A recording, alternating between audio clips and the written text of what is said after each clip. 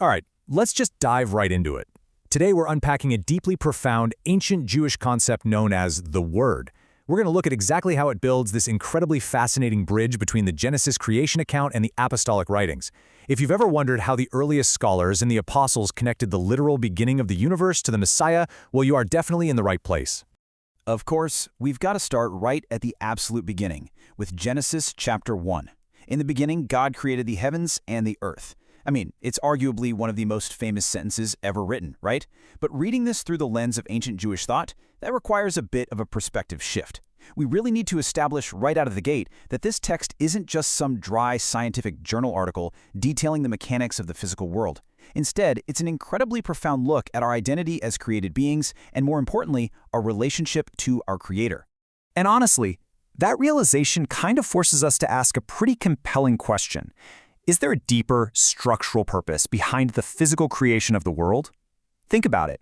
If the goal of Genesis isn't just to tell us how the rocks and trees got here, then, well, why were they put here? What is the ultimate goal of the cosmos? So to figure that out, let's actually look at how ancient Jewish scholars and the apostles viewed creation. When we dig into the historical study of the Talmud, which, by the way, shows us exactly how Jewish scholars thought about the scriptures they were entrusted with, we see the sages felt the world was actually made for the Messiah. On the flip side, the apostles taught that the creation came into being through him.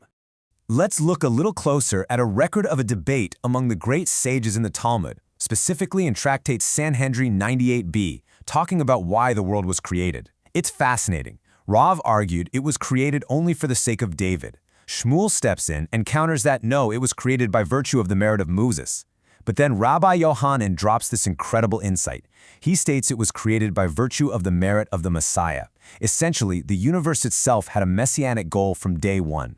And, the apostles, they completely align with this grand cosmic purpose, but they expand on the mechanics of how it all happened. John chapter 1 gives us this incredible teaching. In the beginning was the Word, and the Word was with God, and the Word was God. John is teaching that the Messiah, specifically as the Word, pre-existed the universe and was the very conduit through which creation happened. But hold on, that brings up a massive theological puzzle that scholars have literally wrestled with for centuries. What exactly was this pre-existent essence in ancient Jewish thought? See, when John uses the term the Word, he isn't just inventing a new concept out of thin air. Not at all. He is tapping into a very specific, deeply understood framework from his time. To really grasp this, we've got to step into the shoes of the Jewish sages of that era. They were dealing with a major philosophical dilemma. They struggled heavily with a massive paradox. How could an entirely infinite, limitless creator directly intersect with a finite, limited physical world without just absolutely destroying it? So here's the logical progression they hammered out to solve this problem. Step 1, they knew God is completely infinite. Step 2, they knew the created world is entirely finite. Therefore, step 3, an intersecting, condensed emanation of the Almighty was required for them to actually interact. They essentially needed a concept that allowed the Creator to safely step into time and space. And their solution to this paradox was just brilliant. It's this concept called the Memra. Back in the days of the apostles, the everyday language of the Israelites was Aramaic, and they used these Aramaic translations of the scriptures called targums. These were the translations actually read aloud in the synagogues. And in these texts, they used the term Memra, which translates to the word or wisdom of God. It was this specific facet of the Almighty that was involved in the creation of the physical world, the part that could safely intersect with finite space. Now, this is absolutely crucial to catch. Ancient scholars didn't see the Memra as a separate, secondary entity. It wasn't some lesser god. No way. The Memra was not different from God. This literally was God. It was simply a facet of himself that allowed him to operate within the bounds of finite time and creation. But, okay, that leads us to another great question. Why use the concept of a word or Memra at all? Why did God need to actually speak his creation into existence? I mean, why couldn't an all-powerful being just create the whole shebang in complete silence with a single thought? Well, there is this profoundly creative, dynamic force in the Almighty's voice. When God speaks, it is a tangible release of divine life. His word is a direct extension of his very nature and his will. It's alive, it's powerful, and it's effective. It goes way, way beyond just letters, syllables, and basic communication. There is actual vigor and raw energy in it. And you've got to realize the Apostle John was undoubtedly schooled in these exact Aramaic Targum teachings. Just look at this incredible quote from the Targum Jonathan for Deuteronomy 4:7.